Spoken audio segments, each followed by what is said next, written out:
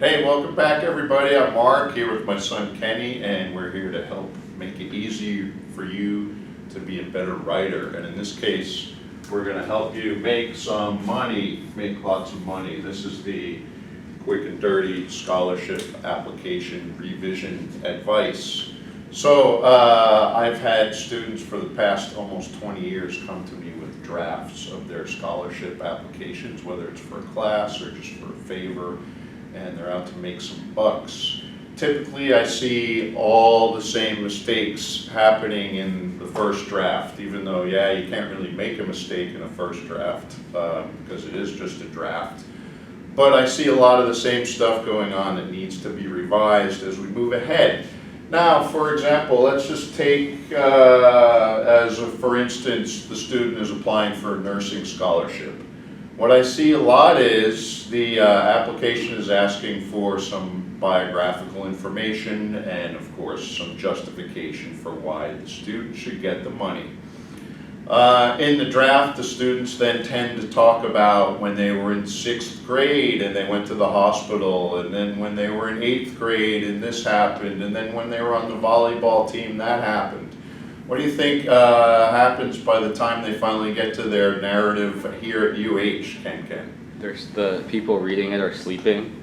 The people are sleeping, and the student's probably out of room. These scholarship applications are typically 500, maybe 1,000 words.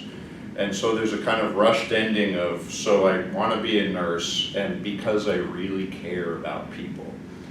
Now, that's okay as a place to start, but what we want to think about when we're revising the first draft to the second draft of the scholarship application is what they're all really missing is some sense of plot. And plot, if you take your creative writing class, it doesn't just mean this happened and then that happened and then something else happened. What it means is this happened, and because it happened, something else happened. And what we're talking about is causality. The big example isn't the king died and then the queen died is not plot. The king died and then the queen died of grief is plot. So there's causality. And how does that apply to 500 words of can I get some money? Well, it's simple. Part 1 is usually before I got to UH. Part 2 is, here I am at UH. And part 3 is, because of what I am doing in this class or that class or this class, I am going to be able to do something in the future. Okay? It's not just then and then and then and then. It's because of this, I am making full use of some time here to be able to turn myself into the greatest nurse of all time, if we're going to stick with that analogy. Okay? Now, the other thing that people do with these scholarship applications is forget all about what you folks have been learning all semester, and that has to do with the rhetorical context. All right, and again, sticking with that particular example, what you want to do if you're going for the nursing scholarship is separate yourself out from all the thousands of other people who are going for that. What do you think their applications say in their letters, Kenny? They care. Oh, I want to help people. I really care about we didn't even rehearse this, and that was his first thing that came to mind, right? I really care. So we see a lot of the 500 words being taken up by I care, which is great. You know, you should have some pathos in there, maybe an example of in your early stuff about why maybe you wanted to become whatever it is you're going to become. But if you're the I care in this case, you're right there in the pile with everybody else. Seriously, let's see if you can get this one right. How do you think you separate yourself from that applicant? How do you get out of that pile? What do you talk about? How you've demonstrated that you care. No, you're still the I care person, okay? You know what nursing students typically can't stand? What? Having to take the chemistry class, or this requirement, or that requirement, or the physical kind of, the logos involved in taking the classes that make you know what you're doing medically speaking, as a nurse.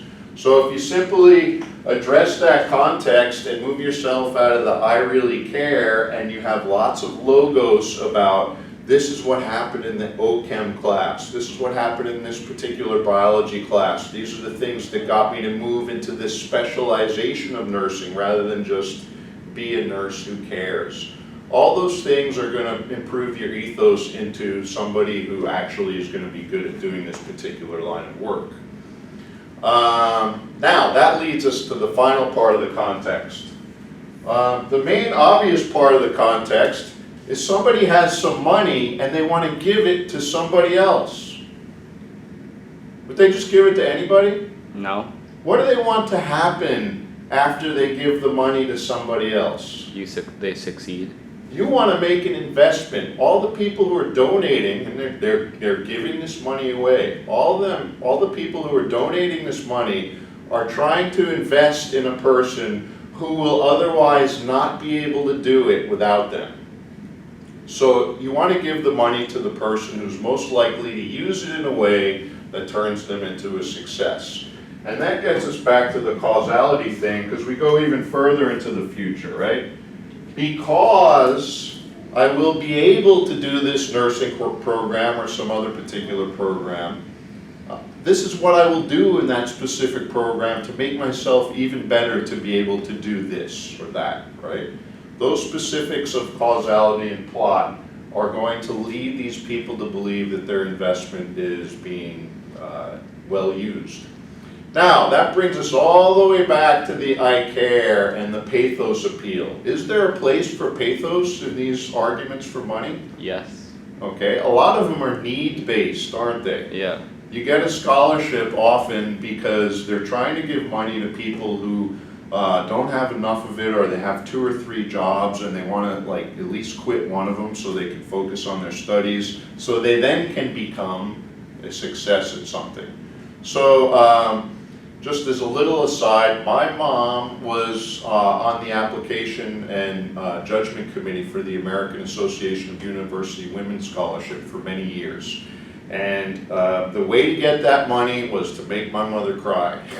It was whoever had the biggest sob story, combined with some sense that they were on a meaningful academic journey. They were going to get the money out of my mother. Okay, so if there's pathos appeals that you can deploy, put them in there for that particular reason. But don't get yourself stuck in the pile of everybody else who just cares. You need to demonstrate that the money will be put to good use. Finally, back to that 500-word thing.